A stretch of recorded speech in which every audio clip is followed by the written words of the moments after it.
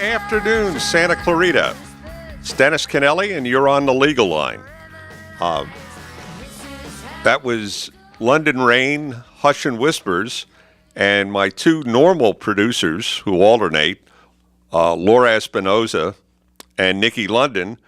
Neither is here today because they are in the studio recording a major song for London Rain's second album. And as soon as we release that song, we may change the bumper music, so it should be interesting. My guest today, and we'll get to him just a little bit later, is Professor Corey Field from the USC Law School, and he teaches courses in entertainment law. As a matter of fact, he's written a 1,000-page text on everything you need to know about labor law, but we're afraid to ask. So we're really looking forward to getting to him.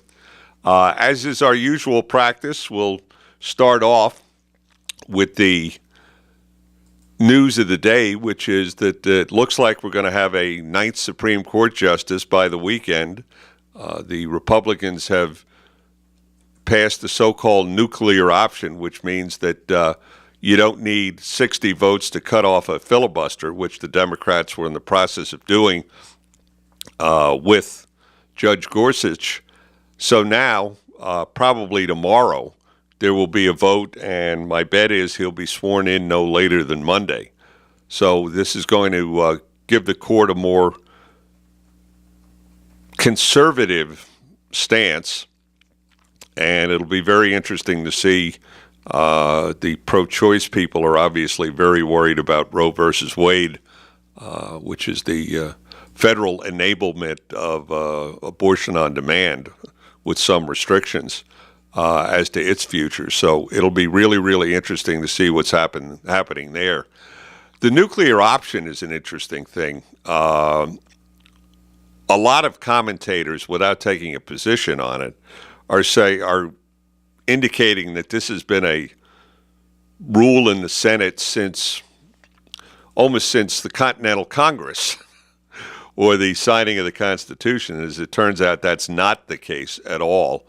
It's a far more recent vintage. But this is the first time since it's been in place that it's ever been overridden. And this does not bode for a smooth congressional relationship between the parties, and I think the partisan divide in this country is going to get worse before it gets better. So just things to keep your eye on. Want to get to my guest, Professor Corey Field, who teaches at the University of Southern California Law School and is also a practicing lawyer. Corey, welcome to the show. Thank you, Dennis. Delighted to be here and to talk to your listeners. Great. Speaking of our listeners, you are our most important asset. So if you have any questions at all on either entertainment, anything Professor Field has to say, please give us a call, 661-298-5487, 298-KHTS. And we'll be happy to answer them, or if we can't answer them, we'll tell you where to find the information. Corey, why don't you give us a little bit of your background, which I find intriguing. Well, Dennis, thank you again for having me as a guest on your show, and you're very kind to say I've got an intriguing background. I would never make that claim, but I'll tell you, as lawyers are prone to do, I'll tell you the facts. Just the facts. I'm from Los Angeles originally.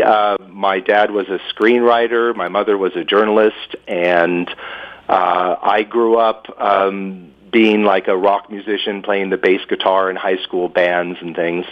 And for some reason, I gravitated to classical music, and I decided I wanted to be the next great American composer of symphonies. And so I pursued a PhD in music composition, which I received, and my original plan was to be a university professor in music. And as fate would have it, which turned out to be a very good thing, I couldn't get a teaching job. And I wound up going to New York and looking for work in the music business. And as a result of that sort of pioneer experience, I wound up in the international classical music publishing business for 15 years, and I was the vice president of a company that was headquartered in Europe and was active worldwide and dealt with all of the record companies, TV, movies, symphonies, ballet, everything that happens in the world of international music publishing, recordings as well. And that was my life and my career. And if you had met me when I was a younger man, it would be Corey, the music publisher. And what happened was I worked for a very interesting person who said, Corey, if you go to law school while you work, like go at night, you could be a music publisher with really deep copyright knowledge, and copyright is what drives the music business. And I took him up on it. So for 3.5 years on the East Coast, I was a vice president of a music publishing company by day and a law student by night. And I survived that grueling experience, and thereafter I had opportunities to actually practice law. The legal profession decided that someone who was experienced in copyright and also a lawyer and had been an actual member of the entertainment industry might make a decent lawyer. And I started my legal career with a large national law firm based in Philadelphia called Ballard Spahr, and began to be a intellectual property and entertainment lawyer. I litigated in those days, although now I don't go to court anymore. And the firm opened an office in Los Angeles about 8-9 years ago, and I completed the circle. I came back home to Los Angeles, this time arriving instead of with a worthless PhD in music, I arrived this time as a lawyer at a firm in Century City.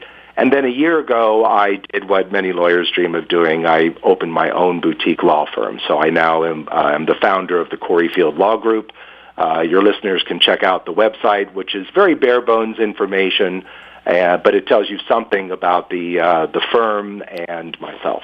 And thank you for listening. Is everybody still awake? They seem to be. The phone lines haven't lit up yet, but I'm sure they will. One thing I would encourage, if you're listening and you've got some friends or acquaintances that are in the music industry in any way, after the break, we're going to go into some really hardcore stuff. And this is important because what we're trying to do is to help people do it right the first time so that we don't wind up in a situation where you've given up rights you didn't know you had. And we're going to try and take you through the journey from the dream of the 14-year-old kid playing in his basement and dreaming of putting together a band and playing to a sold-out Dodger Stadium with the band and making a fortune and having huge record company deals. And we're going to take you through the legal steps in getting there. We can't guarantee that it's going to work for anybody, and we're also going to go into some music industry history as to how things have changed dramatically in how you can monetize your musical ability and the path to financial success and how it's changed from the old dreaming of signing with Capitol Records and having them pay you a fortune, $2 million advance for your next album. That has all changed dramatically unless your name is Lady Gaga or John Legend or somebody like that. So it's going to be fun. So remind you again, the phone number is 661-298-5487, 661-298-KHTS, HTS standing for Hometown Station. So with that, one of the things you mentioned was that you were a music publisher. What does a music publisher do? Well, a music publisher is the business side of songwriting. If you can imagine that a songwriter is busy, ideally, only creating and writing songs, then someone has to take those songs and bring them to the world and also find a way to create income for those songs. And that's in essence what the music publisher is. They're the business partner of the creative songwriter. And their job is to do everything that might get a song out there enjoyed by the public. It can be trying to convince a recording artist to include it on their next recording. It can be trying to convince a film producer to have the music in their film. It can be, trying to convince almost anybody of anything that the song should be used and then paid for, and that creates income for the songwriter. And in a perfect world where there is success and people like the songs and are willing to pay for them, which in today's music world is often a big question, willing to pay for them, then it's this wonderful business relationship between the songwriter and a music publisher. The songwriter creates, the music publisher makes it real easy, takes care of the business, and sends the money back to the songwriter. So when that system works, it's an incredibly great system.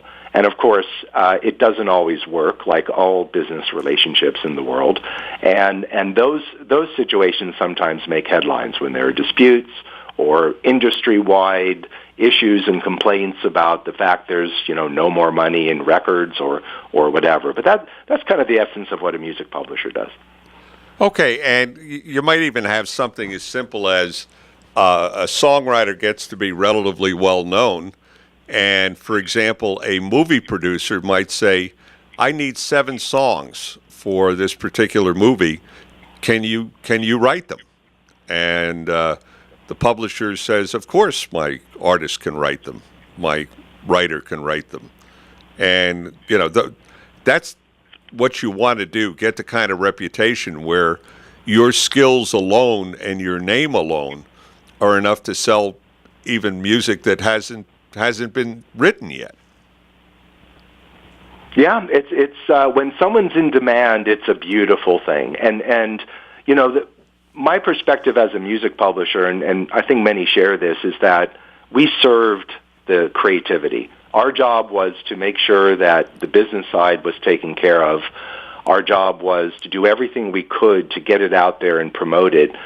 But ultimately, the public and the market decides what's in demand. And your example of a filmmaker, loving a songwriter so much they want songs composed for their film, which, by the way, is a very interesting music publishing and legal situation. It kind of evokes all kinds of interesting issues.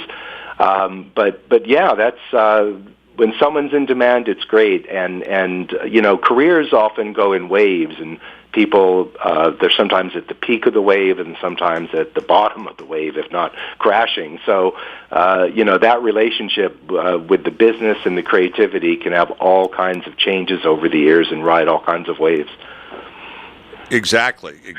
And it ultimately comes down to the product that the songwriter is producing.